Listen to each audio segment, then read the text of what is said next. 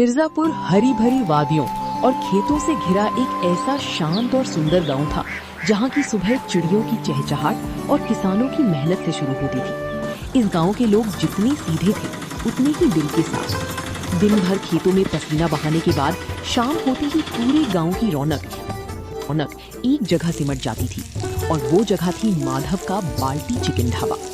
माधव अपने छोटे से ढाबे पर एक बेहद अनोखे और मजेदार अंदाज में स्वादिष्ट चिकन परोसता था। उसका कॉन्सेप्ट एकदम कमाल का था। एक छोटी सी बाल्टी में भरकर गर्मा गर्म स्वादिष्ट चिकन, साथ में पेट भर चावल और कुरकुरा पापड़, वो भी सिर्फ 100 रुपए में। उसके इस बाल्टी चिकन का स्वाद ऐसा लाजवाब था कि दूर दूर से लोग सिर्फ उसकी उंगलियों का जादू चखने खींचे चले आते थे। आज भी ढाबे पर आसपास के इलाके के एक रईस और खाती पीती घर की सेठ और उनकी मोटी सेठानी बैठे बड़े मजे से चिकन चावल उड़ा रहे थे। सेठानी जी तो स्वाद के मजे लेते हुए अपनी तीसरी बाल्टी खत्म करने की तैयारी में थी। अरे माधव बेटा, सच में तुम्हारे हाथों में तो जादू है। सिर्फ 100 रुपए में भरपेट चिकन, चावल और पापड़ दे रहे हो। मेरी पत्नी का पेट तो भर गया पर मन नहीं भरा। देखो, तीसरी बाल्टी भी साफ कर दी। यहाँ साफ सफाई भी इतनी अच्छी है तो तुम शहर क्यों नहीं चले जाते? वहाँ तो तुम खूब कमाओगे। सेठ जी, बात ऐसी है कि जब मेरे पास कुछ नहीं था और मैंने एक छोटे से ठेले से शुरुआत की थी, तब इसी गांव के भाई बहनों ने मेरा साथ दिया था। आज उन्हीं की बदौलत मेरा ये ढाबा इतना चल रहा है। अब जब थोड़े अच्छे दिन आए हैं तो मैं अपने लोगों को छोड़कर शहर भाग जाऊं?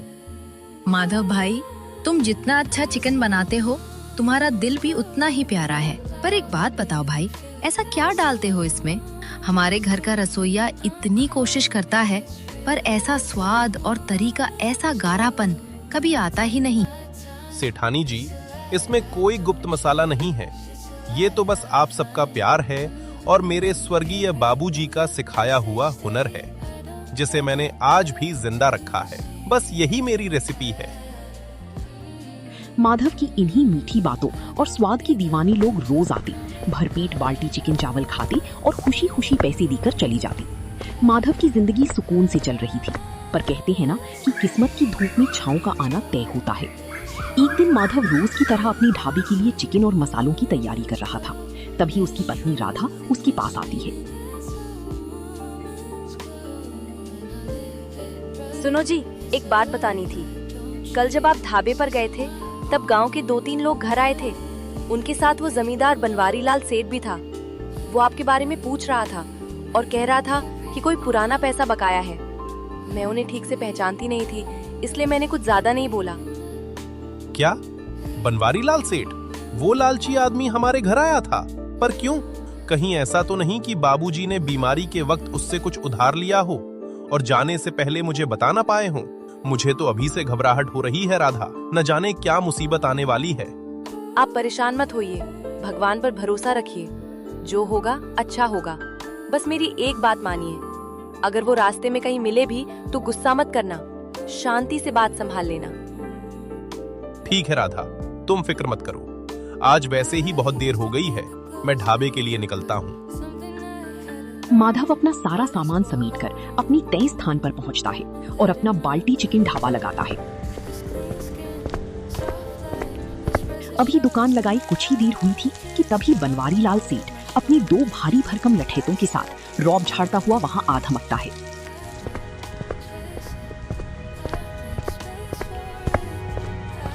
और भाई माधव, क्या हाल चाल है?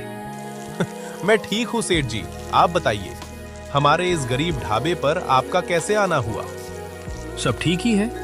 कल मैं तुम्हारे घर गया था, तुम्हारी पत्नी मिली थी। बहुत सीधे साधे लहजे में बात कर रही थी। शायद जानती नहीं कि बनवारी लाल सेठ कौन है। जी, वो आपको नहीं पहचानती थी। उसने मुझे बताया कि आप आए थे, पर सेठ जी, आप किस सिलसिले में आए थे? जरा साफ साफ बताइए। सिलसिले की बात सुन। तेरे स्वर्गीय बाप ने मुझसे पूरे 10,000 रुपए उधार लिए थे।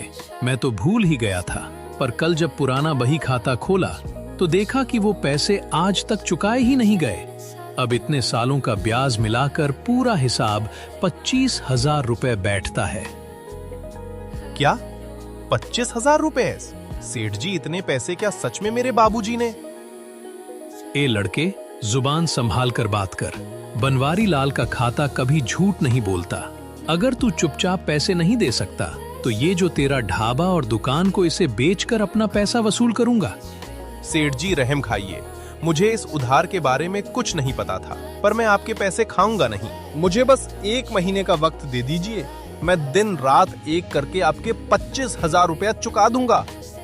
1 महीना नहीं, मैं तुझे सिर्फ 10 दिन का समय दे रहा हूं। 10वें दिन मैं खुद यहां आऊंगा और मुझे मेरे पूरे पैसे नगद चाहिए।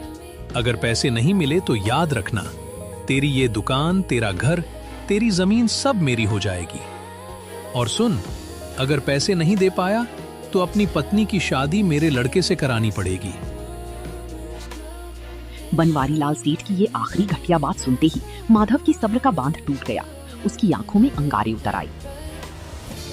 सेठ बनवारी लाल, अपनी हद में रहकर बात करो। बात सिर्फ पैसों की है तो मैंने 10 दिन की मोहलत मांगी है ना। मैं वादा करता हूं कि 10वें दिन तुम्हारी रकम तुम्हारे सामने होगी। अब चुपचाप यहां से चले जाओ, इससे पहले कि मेरा गुस्सा 7वें आसमान पर पहुंचे और मैं कुछ ऐसा कर बैठूं जिससे आपकी खैर ना हो। अच्छा, बड़ी गर्मी है तुझ में। मुझे ऐसी गर्मी शांत करने का पुराना तजुर्बा है। चलो रे लड़कों, 10 दिन बाद इसका सारा घमंड इसी जमीन पर मिला देंगे। बनवारी लाल सेठ के जाने के बाद माधव बहुत परेशान था। तभी वहां शहर से आया एक नया शादीशुदा जोड़ा आकर रुकता है। वे अपनी शानदार कार से उतरी।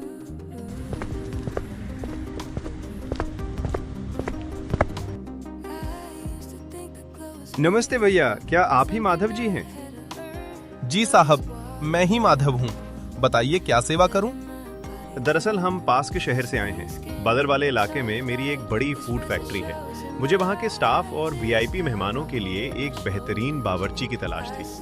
हमने आपके अनोखे बाल्टी चिकन के स्वाद की बहुत तारीफ सुनी है। क्या आप हमारी फैक्ट्री के मुख्य शेफ बनेंगे? साहब, आपकी इस बड़ी पेशकश के लिए बहुत बहुत शुक्रिया। मैं खाना तो बहुत अच्छा बना लेता हूँ, पर मैं अपना ये गांव और यहाँ के लोगों को छोड़कर शहर नहीं जा सकता। मुझे अपने इस छोटे से काम से और इस गांव से बहुत लगाव है। अरे माधव जी, पैसों की चिंता मत करो। तुम जो मांगोगे वो मिलेगा। महीने के 20,000, 30,000 या 50,000 रुपए। तुम बस हाँ कहो। नहीं बाबू साहब, बात पैसों की नहीं, अपनों की है। मैं नहीं आ पाऊंगा, मुझे माफ कर दीजिए। अच्छा माधव जी, अगर आप शहर नहीं आ सकते तो कोई बात नहीं। क्या आप हमारी फैक्ट्री के स्टाफ के लिए रोज के 40 से 50 बाल्टी चिकन और चावल के पैक तैयार करके दे सकते हैं? हम रोज खुद गाड़ी भेजकर यहाँ से मंगवा लिया करेंगे और आपको पूरे पैसे एडवांस दे दिया करेंगे। अरे मैडम जी, अगर ऐसी बात है तो ये तो बहुत अच्छी बात है। मैं रोज सुबह एकदम ताजा और गर्मा गर्म बाल्टी चिकन और चावल पैक करके यहीं तैयार रखूंगा। आपकी गाड़ी आकर ले जाया करेगी। चलिए, ये डील पक्की रही। पर इतनी बातें हो गई, पहले हमें वो मशहूर बाल्टी चिकन खिलाकर तो देखिए कि स्वाद कैसा है। जी बाबूजी, अभी लाया मैडम जी, आपके लिए भी। माधव फुर्ती से बाल्टी चिकन, चावल और पापड़ की 2 बेहतरीन प्लेट्स तैयार करता है। जैसे ही वे दोनों पहला निवाला खाते हैं, उनके चेहरे खिल उठते हैं।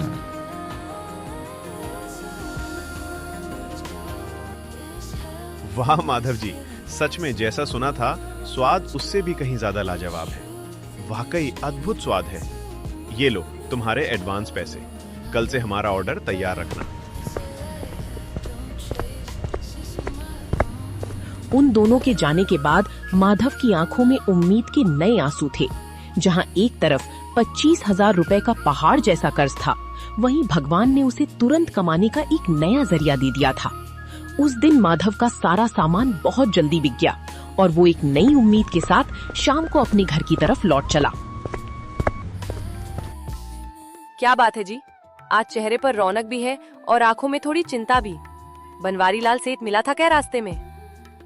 हाँ राधा, बनवारी लाल सेठ आया था ढाबे पर और जो डर था वही हुआ। बाबूजी ने सच में उससे 10,000 रुपए उधार लिए थे। अब वह ब्याज मिलाकर पूरे 25,000 रुपए मांग रहा है। उसने मुझे सिर्फ 10 दिन की मोहलत दी है और धमकी दी है कि अगर पैसे नहीं दिए तो वह हमारा ढाबा, घर और जमीन सब छीन लेगा। बनवारी लाल सेठ की धमकी और 25,000 रुपए की बात सुनकर राधा का दिल बैठ गया। अरे सुनो तो सही, घबराओ मत। तुम कहती थी ना कि भगवान पर भरोसा रखो, वो कोई ना कोई रास्ता जरूर दिखाएगा। आज सच में भगवान ने एक फरिश्ता भेजा था। फरिश्ता? कैसा फरिश्ता जी? आज ढाबे पर शहर की एक बड़ी फूड फैक्ट्री के मालिक विक्रम प्रताप जी और उनकी पत्नी आए थे। वो मेरे बाल्टी चिकन के स्वाद के दीवाने हो गए। उन्होंने मुझे रोज के 40-50 बाल्टी चिकन चावल के पैक देने का बहुत बड़ा ऑर्डर दिया है और ये देखो, उन्होंने एडवांस पैसे भी दिए हैं। अगर अगले 10 दिन मैंने जी तोड़ मेहनत की तो बनवारी लाल सेठ के 25,000 रुपए हम आसानी से चुका देंगे। हे भगवान, आपका लाख लाख शुक्रिया। आपने डूबती नैया को तिनके का सहारा दे दिया। मुझे पूरा यकीन था कि आप अपने सीधे साधे भक्त का हाथ कभी नहीं छोड़ेंगे। अब आप ज्यादा सोचिए मत। कल सुबह हमें बहुत जल्दी उठना है क्योंकि ऑर्डर बड़ा है और तैयारी में समय लगेगा। आप हाथ पैर धोकर खाना खाइए और अब आराम करिए। बाकी सब ऊपर वाले पर छोड़ दीजिए। तुम सही कह रही हो राधा, मेहनत हमारी और रहमत ईश्वर की। चलो, कल सुबह से एक नई जंग शुरू करनी है। अगली सुबह सूरज की पहली किरण के साथ ही माधव एक नए जोश से भर गया। वो सुबह सुबह ही अपने ढाबे पर पहुंच गया। अपनी पत्नी राधा की मदद से उसने बड़ी ऑर्डर की तैयारी शुरू कर दी। माधव ने बिना रुके लगातार 2-3 घंटे जी तोड़ मेहनत की और फैक्ट्री के लिए सारा बाल्टी चिकन और चावल बेहतरीन तरीके से पैक कर दिए।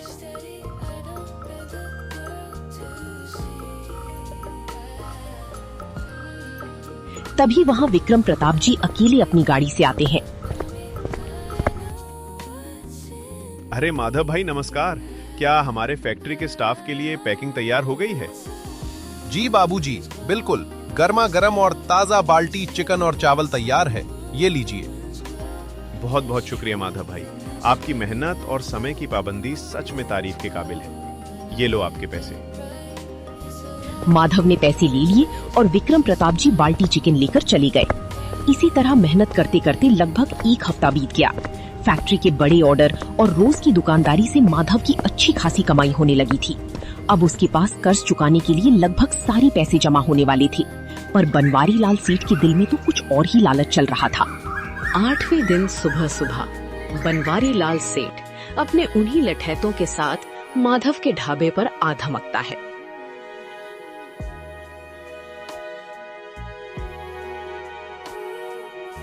क्यों रे माधव, बहुत उड़ रहा है आजकल। देख भाई, मैं पूरे 10 दिन का इंतजार नहीं कर सकता।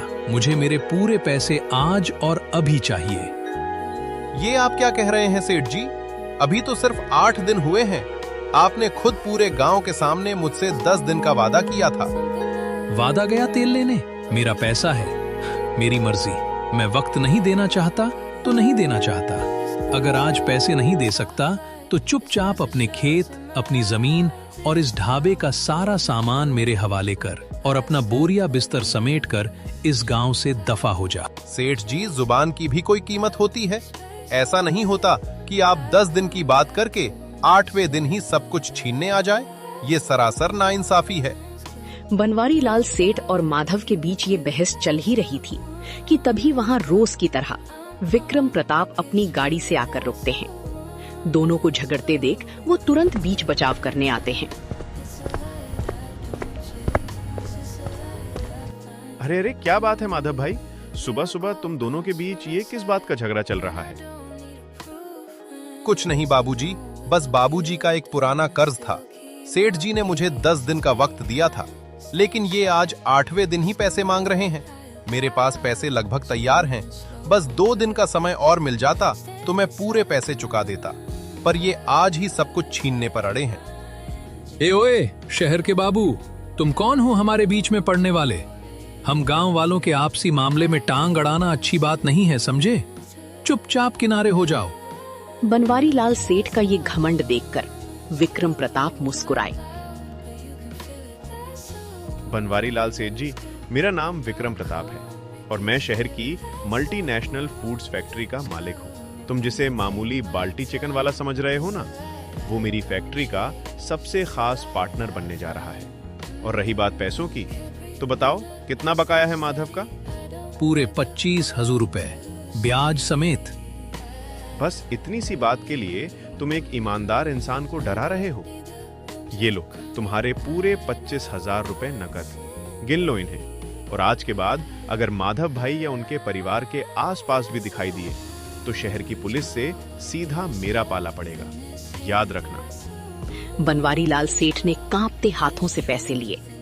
उसका सारा घमंड पल भर में चूर चूर हो गया। विक्रम प्रताप के रुतबे और पुलिस का नाम सुनते ही वो अपने गुंडों के साथ दुम दबाकर वहां से रफू चक्कर हो गया। बाबूजी, आपने आज मेरी जिंदगी, मेरा घर सब बचा लिया। मैं आपका ये एहसान जिंदगी भर नहीं भूलूंगा। मैं आपके ये पैसे बहुत जल्द लौटा दूंगा। अरे माधव भाई, ये कोई एहसान नहीं है, ये तुम्हारी ईमानदारी और तुम्हारे हाथों के लाजवाब स्वाद का इनाम है। जो इंसान अपनों के लिए शहर का बड़ा ऑफर ठुकरा सकता है, भगवान उसकी मदद के लिए कोई ना कोई जरिया ढूंढ ही लेता है। उसे दिन से माधव खुशी खुशी अपनी जिंदगी जीने लगा।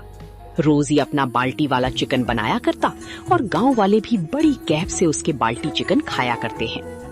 अब विक्रम प्रताप उसका पार्टनर बन चुका था। वो रोज 100 बाल्टी चिकन अपने यहाँ लेकर जाता था। ऐसे ही दोनों खुशी खुशी अपनी जिंदगी जीने लगे। हमारी कहानी यहीं पर खत्म होती है। अगर आप चाहते हैं आपका नाम अगले वीडियो में इस्तेमाल हो तो प्लीज कमेंट में अपना एक प्यारा सा नाम लिख दीजिए।